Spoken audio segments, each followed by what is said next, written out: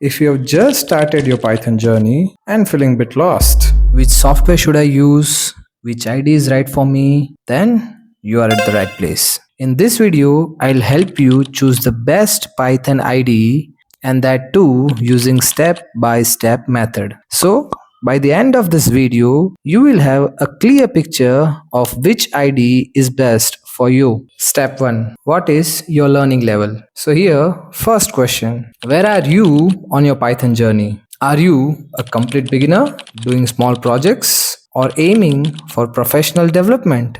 Now let's break it down. If you are an absolute beginner, go for IDLE, Thorny, Programmist or Online GDB.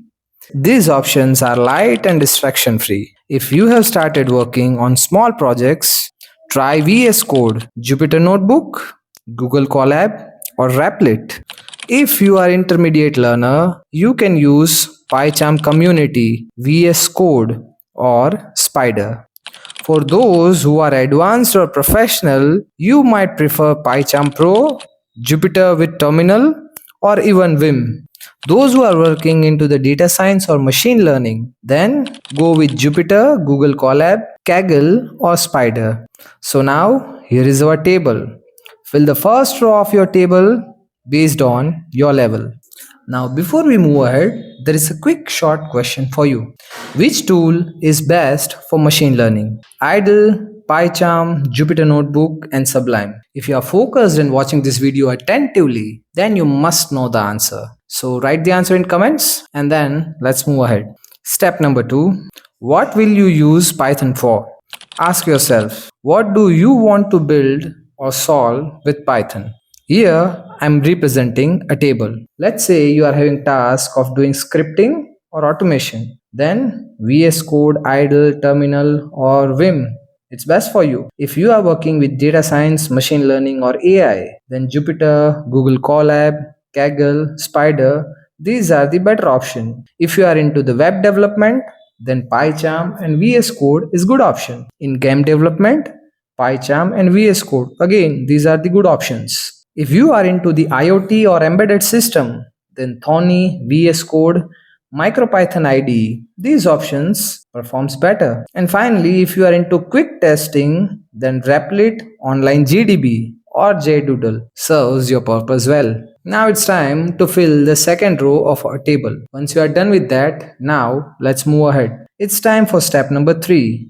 Do you have internet all the time? This one is very important. If you are often working offline, choose Thorny, PyCharm, IDLE or VS Code. If you prefer working online or from mobile, you can go with Google Colab, Replit, JDoodle, Kaggle and many more. So now it's time to add the internet situation to the table. But before that, one thing I forgot to tell you, that whenever you use Google Colab, right, one of the best thing about Google Colab is it will give you free GPU access for machine learning tasks. Yes, it is for certain period of time, but they give you free GPU access for machine learning tasks, and this is very important point. Now let's move for the fourth point. What's your systems like? If your system is low-end PC or basic laptop, use lightweight options like IDLE, Thorny, Notepad++, just for writing code, or you can choose Google Colab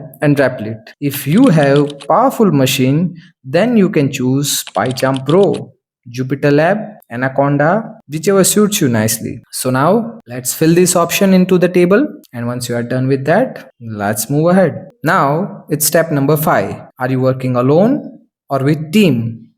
If you are learning solo, IDLE, Thorny, VS Code are more than enough. But if you are collaborating, then choose Google Colab, Replit Multiplayer or GitHub with VS Code. For teaching like purpose, Jupyter, Google Colab and Trinket are very super useful tool. So now it's time to add step number 5 to our table. Write your preferred option. Once you are done with that, now let's move ahead.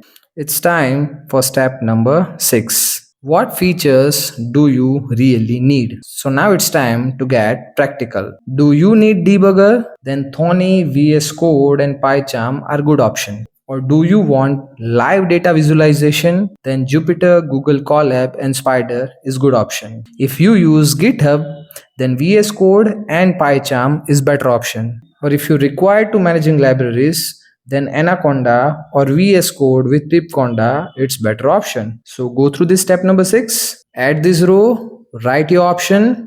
Once you are done with that, now let's move ahead to the next step. Step number 7.